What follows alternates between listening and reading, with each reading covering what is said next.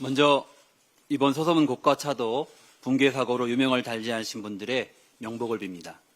유가족께도 깊은 애도를 전합니다. 부상자들께서는 속히 쾌유하셔서 일상을 회복하시기를 바랍니다. 이번 사고는 결코 일어나서는 안 될 참사였습니다.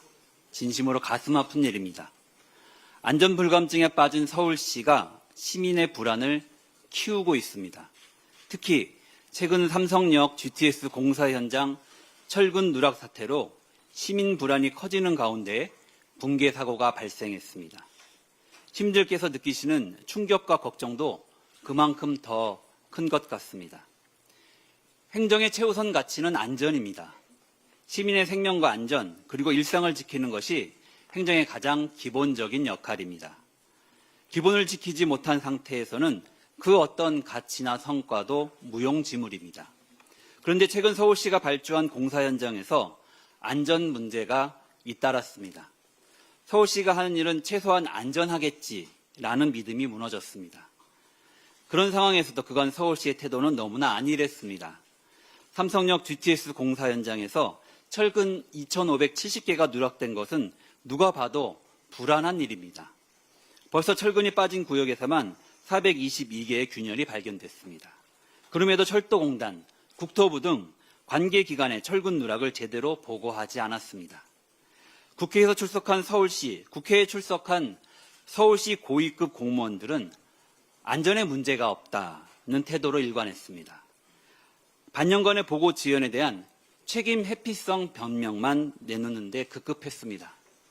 바로 그 안일한 태도 때문에 시민들의 불안이 더욱 커지는 것입니다. 서서문 고가 붕괴 역시 서울시의 안전불감증을 지적하는 언론 보도가 이어지고 있습니다.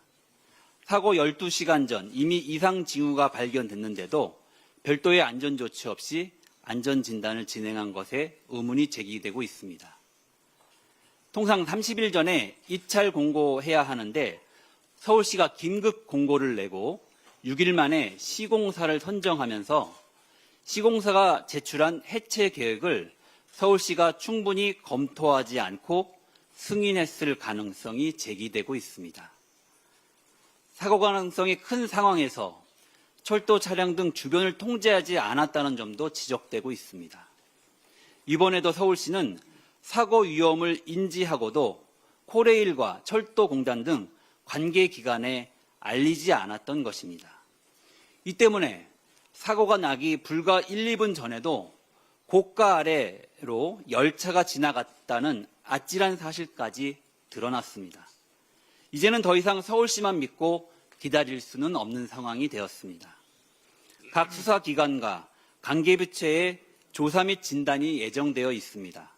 그러나 그에 앞서 시민의 불안을 덜어드리기 위해 전문가의 객관적인 설명이 필요합니다.